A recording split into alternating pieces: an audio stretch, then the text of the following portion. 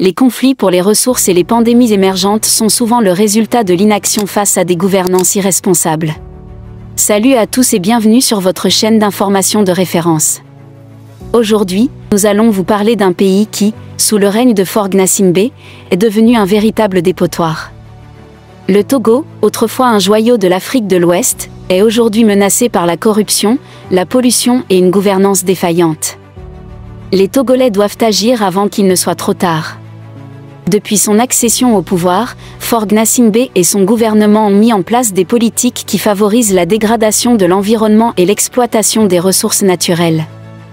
Les déchets s'accumulent dans nos villes, les rivières sont polluées, et la biodiversité est en danger. Les Togolais souffrent déjà des conséquences de cette négligence, santé publique en péril, perte de terres agricoles, et un avenir incertain pour nos enfants. Écoutons la voix du peuple togolais. Des agriculteurs aux pêcheurs, chacun ressent les effets de cette crise. Une mère de famille raconte comment ses enfants tombent malades à cause de l'eau contaminée. Un jeune entrepreneur partage ses difficultés à développer des projets durables face à une administration corrompue. Ces témoignages sont un cri d'alarme que nous ne pouvons ignorer. Impact sur la communauté internationale. Le Togo n'est pas isolé. La dégradation environnementale a des répercussions mondiales. La pollution ne connaît pas de frontières. Les crises migratoires, les conflits pour les ressources et les pandémies émergentes sont souvent le résultat de l'inaction face à des gouvernances irresponsables.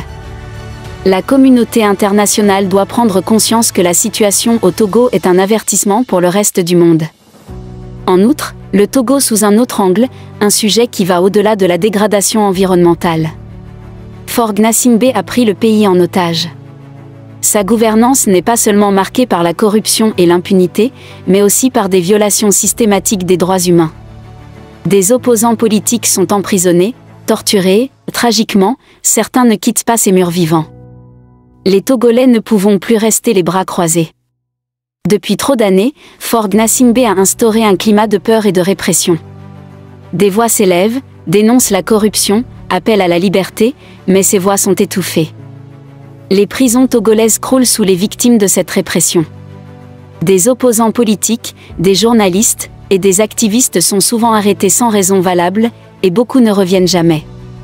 Prenons le cas de la famille de feu Saubertin Agba, un éminent homme d'affaires exilé décédé en Afrique du Sud. La veuve, malade d'un cancer, est également emprisonnée. Le gouvernement lui refuse l'accès à un traitement médical essentiel. Écoutons ceux qui ont osé résister à ce régime oppressif. Un ancien prisonnier politique témoigne des conditions abominables des prisons togolaises: torture, manque de soins médicaux et séparation de sa famille. Une militante des droits humains raconte comment ses camarades, après avoir été arrêtés, n'ont jamais pu voir le jour à nouveau. Ces histoires sont des témoignages poignants qui doivent résonner dans nos consciences. Le Togo est un pays où la liberté d'expression est systématiquement écrasée, au détriment de la démocratie et des droits fondamentaux. La situation au Togo n'est pas seulement une question nationale, mais un problème qui doit interpeller la communauté internationale. Comment pouvons-nous parler de démocratie et de droits humains dans le monde, si un pays comme le Togo reste à l'écart des normes de base? Les exemples récents de violations de droits humains au Togo devraient servir d'alerte aux autres nations. L'indifférence face à ces abus permet aux régimes autoritaires de se renforcer. Nous avons besoin d'un soutien international fort pour mettre un terme à cette situation. Nous devons unir nos voix pour exiger des changements. Partagez ces informations sur les réseaux sociaux, organisez des événements et parlez-en autour de vous. Votre soutien financier ou matériel peut faire une différence. Pression sur les gouvernements. Contactez vos représentants politiques pour qu'ils prennent position sur la situation au Togo. L'inaction n'est pas une option. Chers amis, le Togo mérite mieux. Nous avons le pouvoir de changer les choses. Ensemble, faisons entendre notre voix pour un Togo propre, juste et prospère. Ne restons pas silencieux face à cette crise. Le monde regarde, et il est temps d'agir. Nous vous invitons à partager vos opinions dans les commentaires. Si vous avez apprécié, n'hésitez pas à le liker et à le transmettre à vos proches.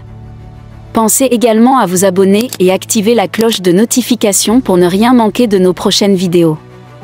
Votre soutien est essentiel et nous vous en sommes très reconnaissants.